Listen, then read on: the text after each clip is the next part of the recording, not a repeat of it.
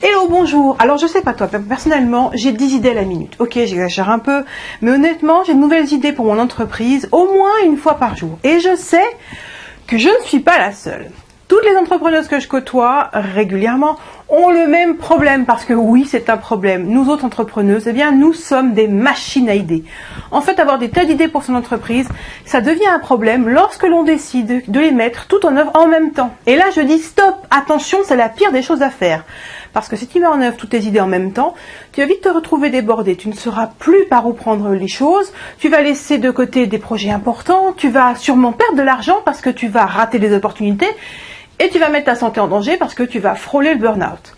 Alors, comment faire pour gérer toutes tes idées? Eh bien, c'est très simple. Premièrement, tu dois toujours faire en sorte que tes nouvelles idées ne viennent pas mettre en péril ton activité principale. C'est normalement cette activité qui te fait vivre au quotidien.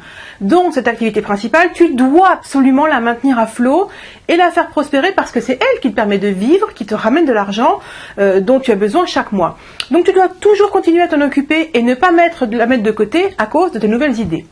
Maintenant, disons que tu as une nouvelle idée pour améliorer ton business. Le piège, c'est de démarrer tête baissée sur cette nouvelle idée. C'est de mettre en œuvre tout un tas de choses, commencer par faire un site internet, une page Facebook, commencer à produire, à créer, etc. En te disant, une fois que tout sera prêt, eh bien je me lance. Donc tu vas dépenser beaucoup de temps, d'énergie et souvent d'argent avant même de savoir si ton idée est viable. Et c'est là que ça coince, parce qu'avant de se lancer tête baissée dans la nouvelle idée, il faut impérativement tester le marché.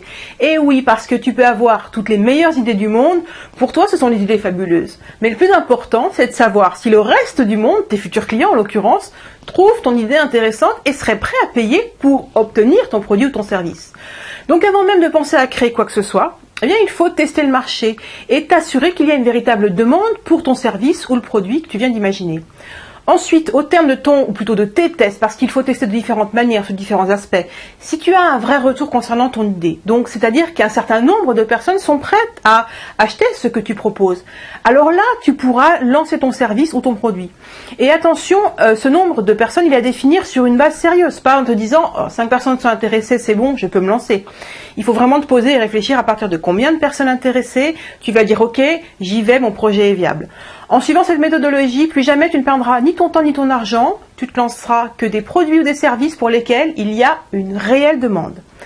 Un autre conseil, vu que tu as constamment de nouvelles idées, note-les, fais-toi une liste de ces idées et ensuite prends celles qui te semblent les plus intéressantes, qui ont le plus de potentiel à tes yeux et lance-les, teste-les les unes après les autres. Celles qui ont du retour, tu peux les lancer. Et les autres, tu les oublies, tu les enterres, même si tu penses toujours qu'elles sont fabuleuses. C'est pas ton avis qui compte, mais celui des clients. Voilà, maintenant que je t'ai expliqué tout ça, je suis sûre que ça te paraît évident de tester tes idées au lieu de te lancer tête baissée. Mais c'est pas le cas pour la majorité des entrepreneuses qui ne testent jamais rien et qui se retrouvent parfois dans une situation très compliquée à cause de cela. Voilà, j'espère que cette vidéo, eh bien, elle va te permettre de mettre de l'ordre dans toutes tes idées extraordinaires, de faire du tri, de voir celles qui sont bonnes et moins bonnes, et de t'inciter à tester à partir de maintenant.